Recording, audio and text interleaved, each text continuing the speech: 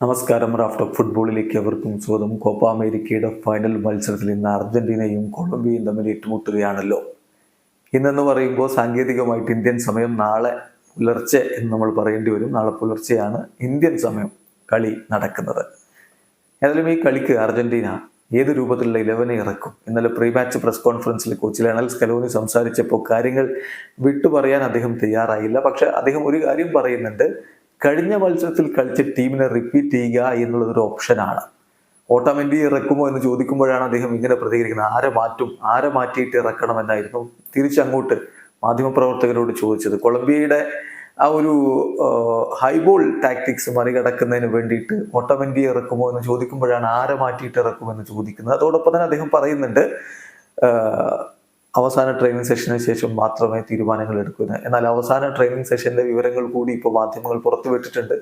Gonzalo മുണ്ടയിൽ പരിക്കിന്റെ ചില പ്രശ്നങ്ങൾ അദ്ദേഹത്തിന് ഉണ്ടായിരുന്നു. അദ്ദേഹം കളിക്കുമെന്ന സംശയങ്ങൾ പലരും പ്രകടിപ്പിച്ചിരുന്നു. എന്നാൽ ഇപ്പോൾ അദ്ദേഹവും സജ്ജനാണ്, അദ്ദേഹവും സ്റ്റാർട്ടിംഗ് ലെവലിൽ ഉണ്ടാകും എന്ന തരത്തിൽ തന്നെയാണ് റിപ്പോർട്ടുകൾ വരുന്നത്.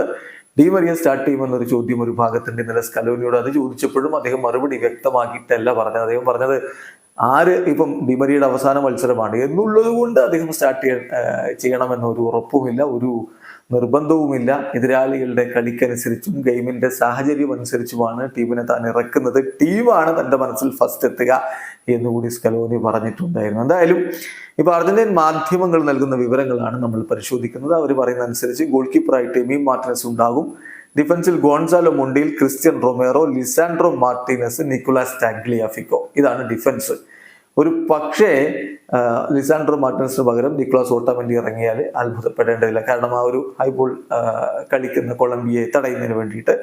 ദെൻ മധ്യനിരയിലേക്ക് വരുമ്പോൾ റോദ്രിഗോ ഡീപോളും എൻസോ ഫെർണാണ്ടസും അലക്സിസ് മാക്കലിസ്റ്ററും ഒരുമിച്ച് കളിക്കാൻ സാധ്യത. എൻസോക്ക് പകരം ലിയാൻഡ്രോ പെരേഡസ് എത്താനുള്ള സാധ്യതയും നമുക്ക് തള്ളിക്കളയാൻ പറ്റില്ല. മുന്നേറ്റത്തിൽ ലിയോ മെസ്സിയും ഹുലിയൻ ആൽവാരസും ആൻഹേൽ ഡിമരിയും ഒരുമിച്ച് കളിക്കും എന്നാണ് ലഭ്യമാവുന്ന വിവരങ്ങൾ. ഇതായിരിക്കും അർജന്റീനയുടെ 11. അതേസമയം മറുഭാഗത്ത് കൊളംബിയക്ക് ചില താരങ്ങൾ കളിപ്പിക്കാൻ പറ്റാത്തൊരു സ്ഥിതി വിശേഷമുണ്ട്. ഒന്ന് ഡാനിയൽ മുനോസ് ആണ്. അത് അവർക്ക് വലിയ തിരിച്ചടിയാണ്. ഉറുഗ്വേക്കെതിരെയുള്ള കളിയിൽ അദ്ദേഹം ഒരു സില്ലി റെഡ് കാർഡ് കണ്ട് പുറത്തുപോയി. പിന്നെ റിച്ചാർഡ് റിയോസിന് ഇഞ്ചുറിയാണ്. അപ്പം അവരില്ലാതെയായിരിക്കും ഏതായാലും കൊളംബിയ കളിക്കാൻ വേണ്ടി എത്തുക. വീഡിയോ അവസാനിക്കുന്ന ഫുട്ബോൾ ലോകത്തെ കൂടുതൽ വിശേഷങ്ങളുമായി റാഫ്റ്റ് ടോക്സ് എത്താം.